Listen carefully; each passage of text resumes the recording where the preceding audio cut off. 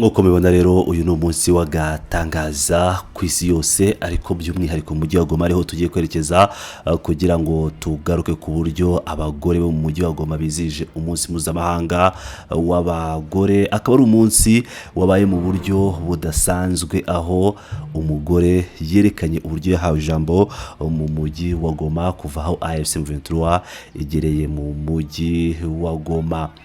Muri izi video rero ngiye gukomeza kugenda mbereka, ngira ngo mbereke cyangwa mbatembereze gato mu mujyi wa Goma, umurwa mukuru w'intara ya Kivu y'Amajyaruguru.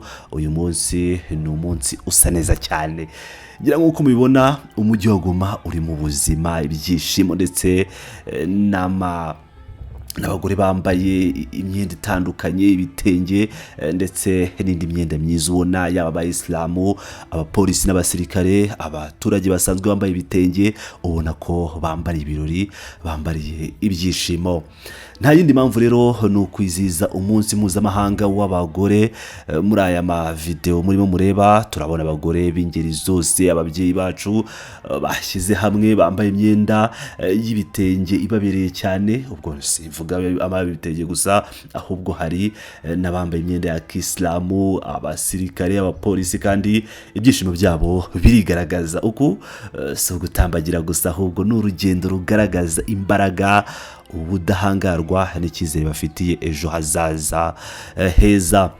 Witegereje neza urabona ko abagore bitwaje ibyapa byanditseho amagambo akomeye cyane kandi yuzuyemo ubwenge. Ntabwo basohotse gusa kugira ngo bishime, ahubwo bafite ubutumwa bahisi. Kimwe mu byapa binini bafite kiragira kiti uruhare rw'umugore mu kubaka ubutabera n'amahoro arambye.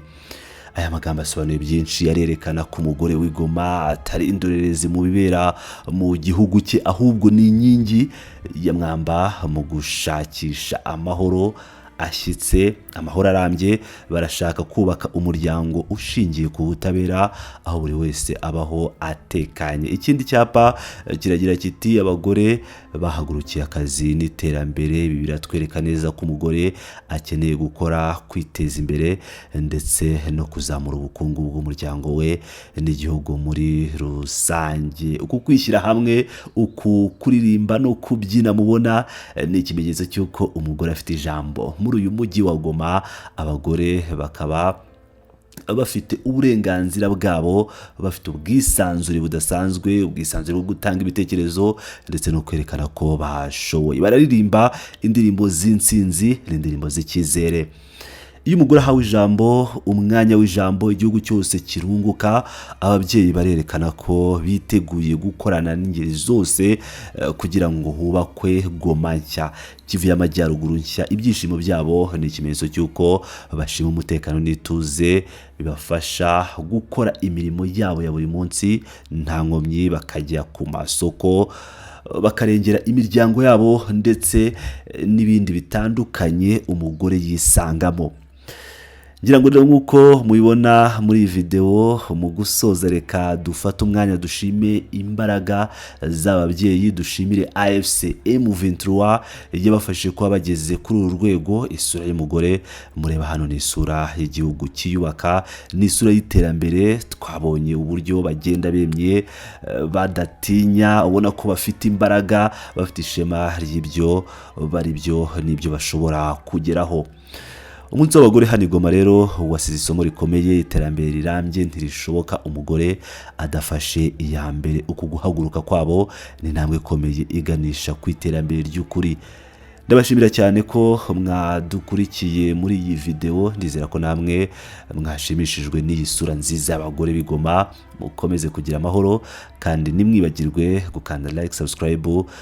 Nifuriza abagore bose umunsi mwiza w'abagore, ababyeyi n'abategarugori. Ubwo abategarugori n'abagore nkaba mwese nkomeje kwifuriza kugira umunsi mwiza wanyu.